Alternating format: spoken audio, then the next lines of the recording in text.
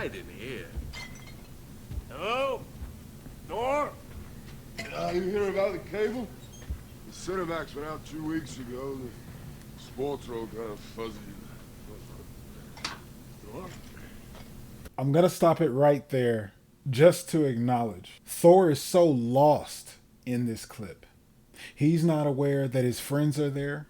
They're not even aware that that's really him. You hear Rocket asking, doubting himself, like, is this the god of thunder I just met back on the ship? Like, this is Thor? Meanwhile, Thor is going through life so aimless, so lost, he can barely recognize his old friends, colleagues, partners, the work buddies. Historically, Thor himself has kind of made an entrance when it comes to the body and the appearance, holding up the Marvel swag. But obviously we can tell Thor is not in good form. Let's dive in deeper.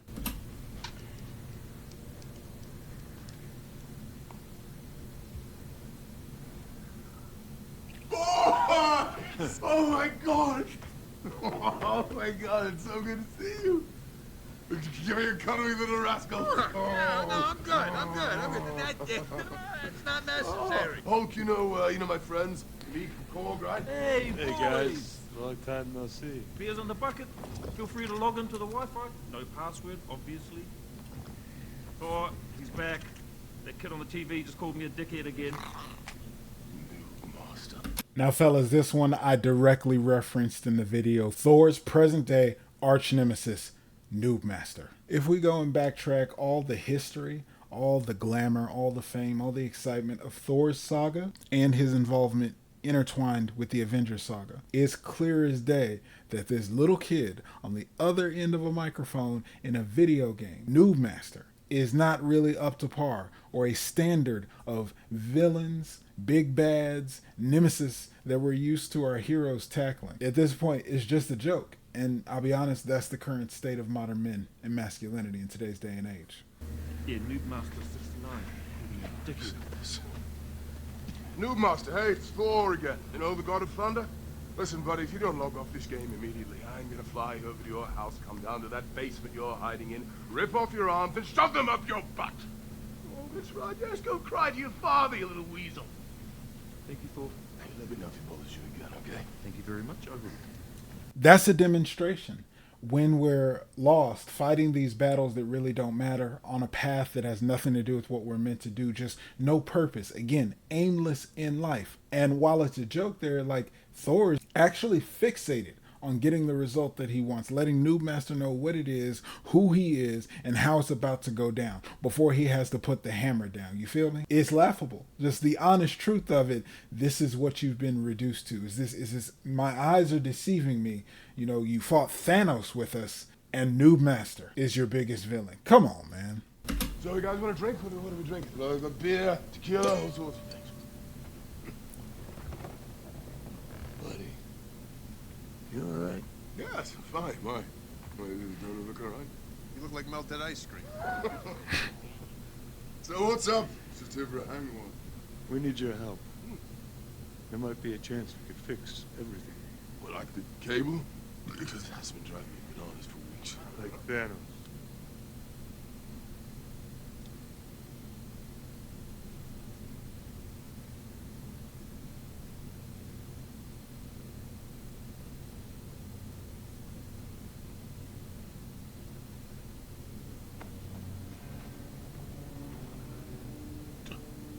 Say that. Yeah, we don't actually say that name in here.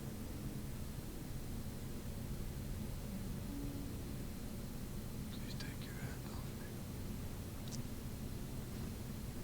me. This one is going to give us some real shit to tackle. So first thing we got to look at is how delusional Thor is. The Avengers show up at his door. It's obvious, like it's game time, revenge, payback, round 2, run that back, ante up, anything. And Thor is completely clueless. When he hears we can fix everything, the thing that comes to his mind is, oh, the cable, the internet. Like, I think we got this. Like, he genuinely is not in tune, just so far off base from his life, the hollow shell of the man or God he used to be.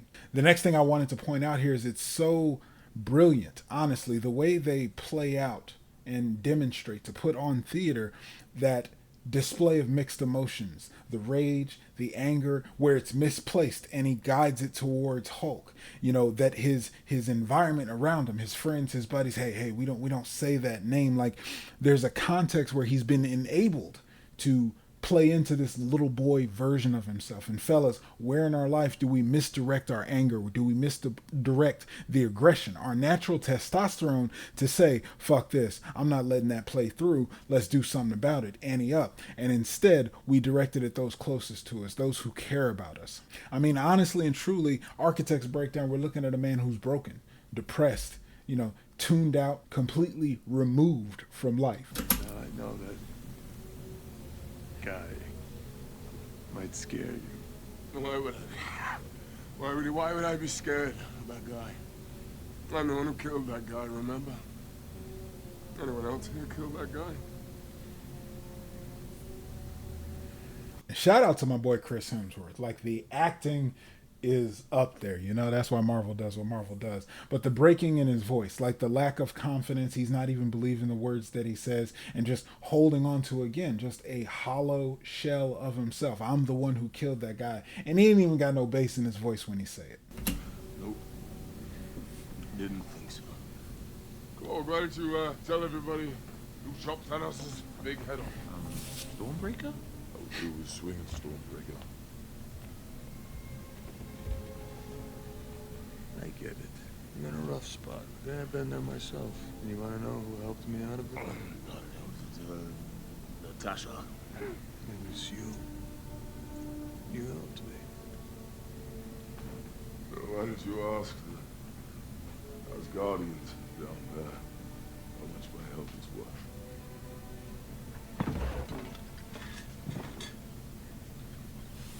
The ones that are left, anyway. I think we could bring him back. Stop. Stop, Jay. I know you think I'm down there wallowing in my own self-pity, waiting to be rescued and saved, but I'm fine, okay? We're fine, aren't we? No, we're good here, mate. So, whatever it is that you're offering, we're not into it. Don't care, couldn't care less. Goodbye.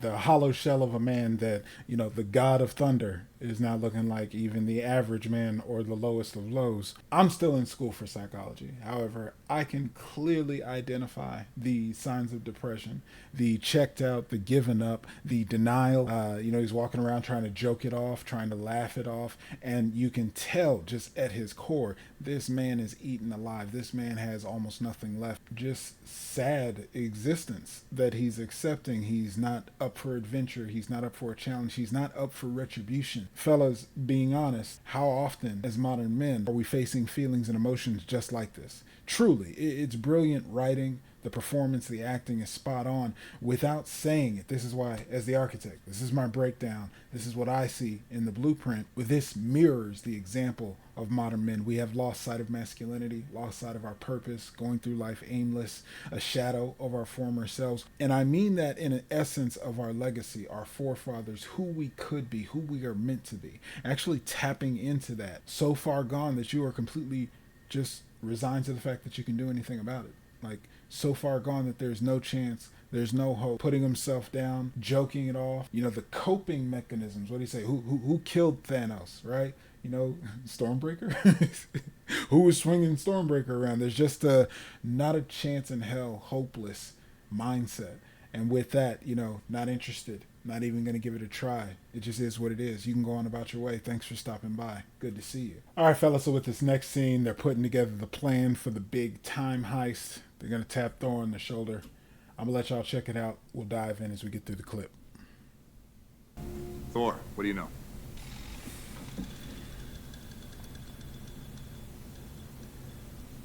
Is he asleep? No. I'm pretty sure he's dead. Where to start? The ether. Firstly, is not a stone. Someone's called it a stone before. It's more of a kind of an angry sludge sort of a thing. So, someone's going to need to amend that and stop saying that. Here's an interesting story, though, about the ether. My grandfather, many years ago, had to hide the stone from the Dark Elves. Ooh. Scary being. So Jane actually. Oh, there she is. Yes, your Jane is an old flame of mine. You know, she stuck her hand inside a rock this one time, and then the ether stuck itself inside her, and she became very, very sick, and so I had to take her to Asgard, which is where I'm from, and we had to try and fix her. We were dating at the time, you see, and I got to introduce her to my mother. Who's dead, and oh, you know, Jane and I aren't even dating anymore, so these things happen, though, you know, nothing lasts forever. The only thing that I'm not done yet. The only thing that is permanent in life is impermanence.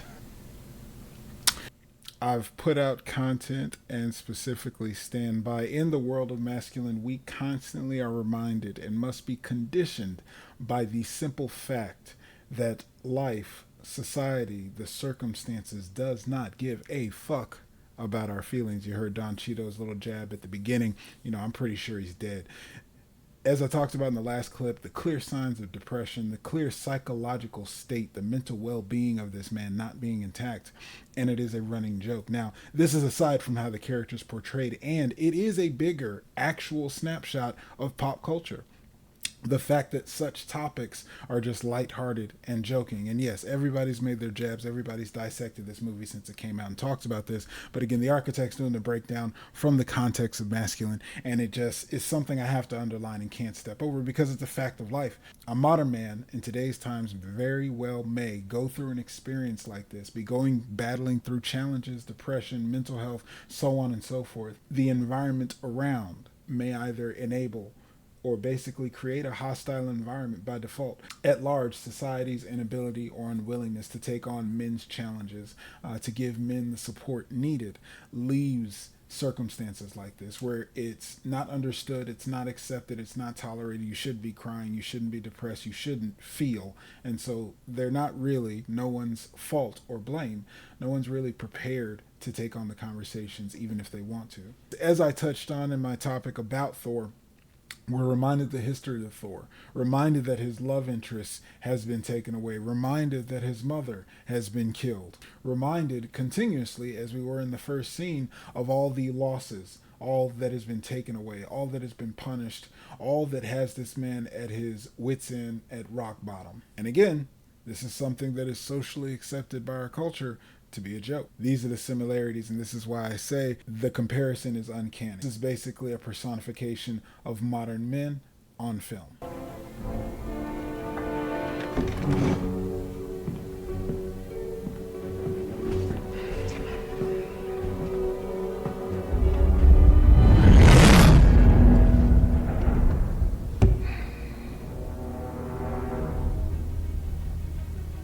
I like this one.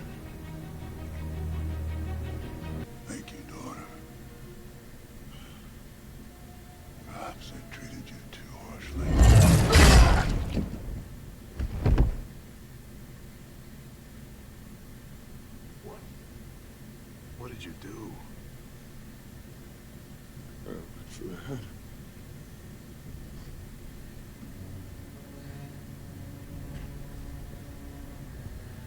And so that, fellas, you see, I'd say where Thor's depression, probably the precipice of where it actually sunk in, having to accept defeat. One, you see the remnants, right? When that shell of Thor was being hollowed out, you see the remnants of the grounded, masculine, stern, assertive, let's get to action, you know, an assessment, he's confident, and you see the moment where he breaks. There was no logic. Thor was in his own conversation there for Thor's loss, Thor's mistake, obviously going for the head, and accepted everything his identity had been built into since childhood, since birth. Thor, Odin's son, god of thunder, and all this, that, and the other, to be the one who lost the biggest battle ever and literally allowed the snap to happen on his watch. All right, fellas, this scene, we jump in another scene with Thor. He's going back to Asgard. We are midway into the time heist. Thor and Rocket are sent back on reconnaissance to go and collect some things. Fair warning, spoiler alert, you've been warned. Let's see what this one's all about.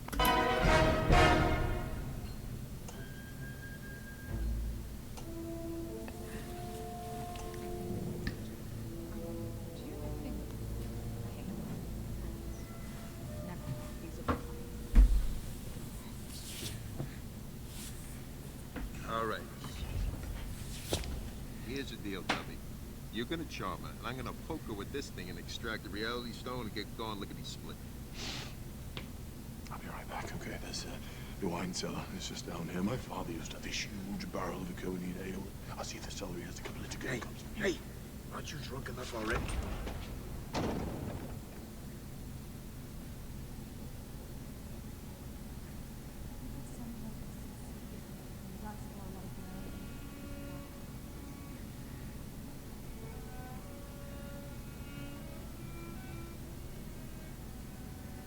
Who's the fancy broad? You wouldn't know that. She dies today. That is today?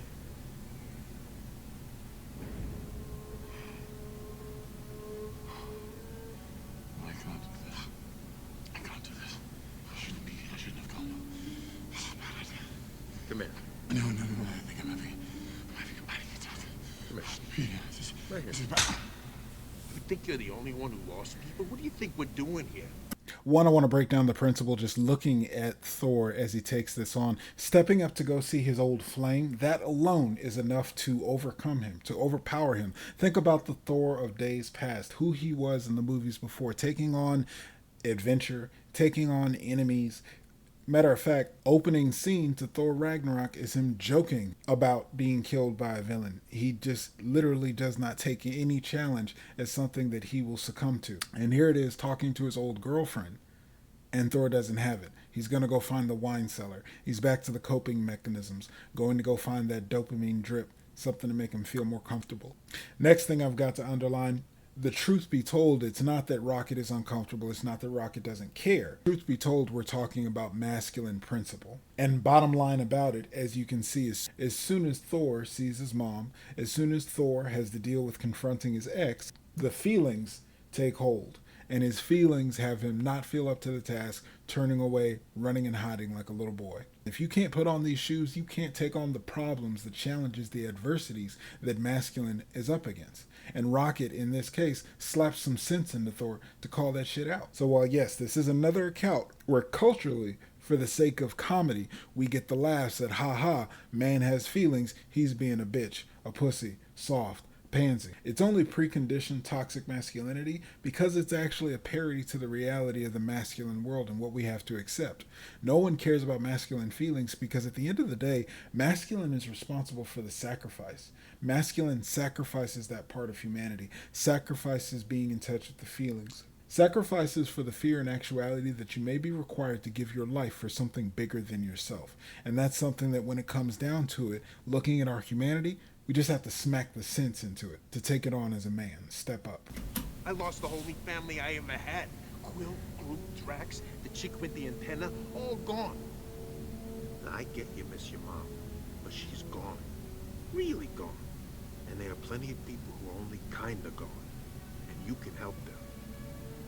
So is it too much to ask that you brush the crumbs out of your beard, make Schmoopy talk to Pretty Pants, and when she's not looking, suck out the Infinity Stone and help me get my family back?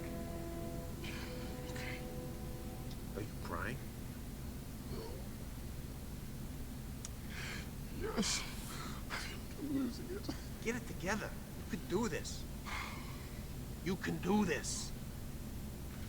The thing I've got to underline about this scene is, again, my man Rocket stepping in for the voice of masculinity. This is, again, where as the architect I point to, it's not the context that in the world of masculine, we cannot have emotions. We are not supposed to have emotions. Our emotions are bad.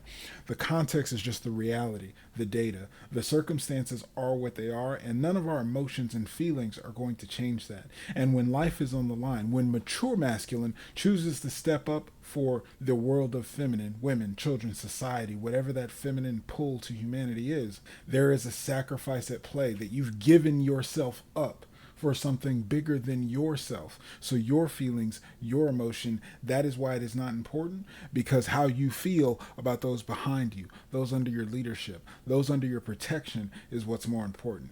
And I feel it is a great representation of masculinity, the core of masculine that many of us aren't even in touch with these days. All right? Yes, I can. Good. I can do this. I can do this. I can't do this. All right, Heartbreaker, she's alone. This is our shot. Thor? Thor! And so there it's played again for comedy, and I will say it's good comedy. And this is the truth of the matter. Modern masculine is endangered to damn near extinct. And exactly like this, I say again, this is a personification for our modern Western men who are at a failure to launch, a failure to identify purpose, to have aim, to decide for themselves, to choose what it is they're going to take on in life and make something out there bigger and better than themselves, broader. All right, guys, now this next scene is actually the interaction with Thor and his mom. I'm just going to let this one run through and see if I have any feedback to give on it.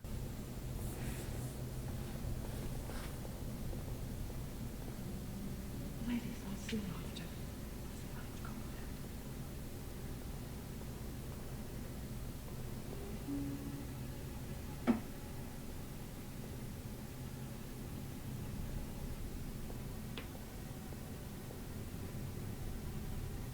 What are you doing? You're better off leaving the sneaking to your brother. No, I was seeking a skin for a walk. What are you wearing? Oh, I always wear this. This is one of my favorites. What's wrong with your eye? Oh, hi. That's, you remember the Battle of Harlequin when I got hit in the face with the broadsword? You're not the Thor I know at all. Yes, I am. The future hasn't been kind to you, has it? I didn't say it from the future. I was raised by a witch's boy. I see with modern eyes and I am totally from the future. nothing. I need to talk to you. We can talk.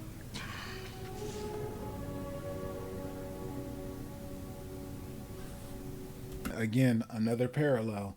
How much masculine is deprived of pure, traditional, feminine energy. And I say that just distinguishing that modern women today and all women as a whole do not necessarily represent traditional feminine energy. One thing that is apparent and clear is the giving, the connection, the nurturing, the lack thereof in Thor's case to that touch. You can see how he's just taken into release, into peace by being wrapped up into that feminine.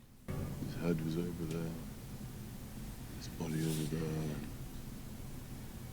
What was the point? I was too late. I was just standing there. Some idiot with an axe. No, you're no idiot. You're here, aren't you? Seeking counsel from the wisest person in Asgard. Yeah, A failure? Absolutely. it's a little bit harsh. Did you know what that meant? Just like everyone else. It gives Thor's recollection to, like I said, that precipice of when he hit the depression, and even his interpretation of himself, standing there an idiot with an axe. It was too late. Why did it matter that I chopped off the head? Remember before, he was all braggadocious. Did anybody else kill Thanos? Did anybody else take the head off this guy? Nope, that was me. Truth be told, he looks at it like that was stupid. That made absolutely no sense. I underline this because, again, another parallel. This is the architect's breakdown of the blueprint. This is another parallel to masculinity. You see, as men, as masculine men, we learn by the doing. That means we learn through the experiences. We learn from the bumps and bruises. We learn from the things to do or not do from what we have done. We are leaders. Masculinity is grown from nothing. We don't get the playbook. We don't get the advice. And that's why, without even a rite of passage for modern days. But the whole context is this is a perfect parallel. He has to have that mistake. And yes, this is that feminine. Traditional feminine serves as a great muse. This is that feminine to build him back up, to reiterate that he is just normal, just like everybody else. It is okay. And that's the thing that I wanted to underline. As masculine, we mature and we understand, we have to have the courage to take on the risk. We have to lead and go forward even if there is no path, because we have to learn from our mistakes. The thing is, As mature, grounded, masculine men, you are your expression. And with that, you're going to be going on a path that no one has gone before. You're going to blaze a trail like no one has had before. We cannot leave a legacy. We cannot find and follow our path to purpose if we're unwilling to do so. And if we're unwilling to do so, we can't make the mistakes. We can't learn the lessons. We can't grow and expand the way masculine is designed to grow and expand. I'm not supposed to be like everyone else, am I? Everyone fails at who they're supposed to be for. The measure of a person, of a hero, is how well they succeed at being who they are.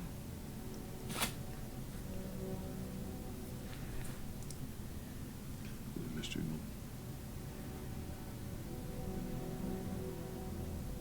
So with this scene, fellas, I'm just going to give a quickie because in it, you're going to see a perfect example of what they say. When we lost our mojo, we find our mojo. In this scene, well, I'll just let you watch. Hi. You must be Mom. I got to think, come on, we gotta move. I wish we had more time. This was a gift. Now you go and be the man you're meant to be. Love you, Mom. I love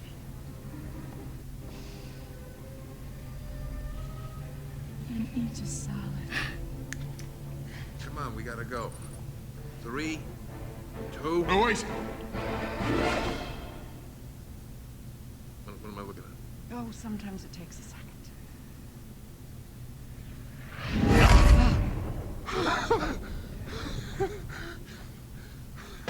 I'm still worthy. Oh, boy. So anyway, I just wanted to show you that scene because that is definitely a spot where a man gets his mojo back, recognizing, just like that precipice earlier of killing Thanos was the turning point of Thor's depression. I feel that this moment is where he recognizes he got his mojo back. There's something he can still get up, go out and do something about. We've got to have it as a man, because if you lose that sense of identity, being in touch with your masculine, which answers the question, who am I? This man knows he's worthy. Get all home, give you the God of Thunder back on his high horse, back in action in the game to take on life's next challenge, and then we'll seal the deal with the architect's final breakdown of this blueprint. Good. You know it's a trap, right? Yeah, I don't much care. Good. Just as long as we're all in agreement.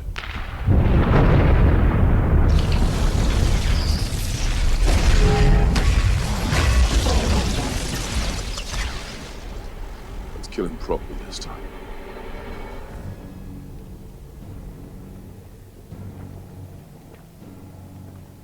Before I let you go, you've got to do yourself a favor. Hit that subscribe button. Make sure to hit the bell for the notifications. New content just like this is dropping every week. Make sure to leave down in the comments, what are your thoughts on the architect's blueprint breakdown? Is this more of what you want to see? We can make it out of pop culture. We can make it out of the latest news and events. You know your boy's the architect, so I couldn't do the traditional reaction type videos. But I hope you enjoyed this supersized dose of your boy. And last but not least, be sure to hit that like, give it a thumbs up. The algorithm gods need to know men need messages just like this.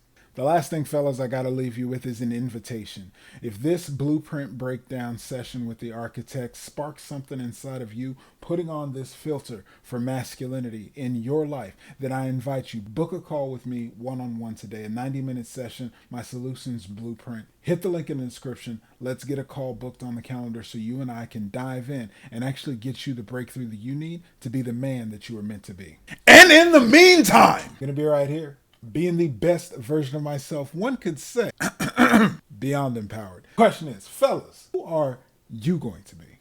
Peace.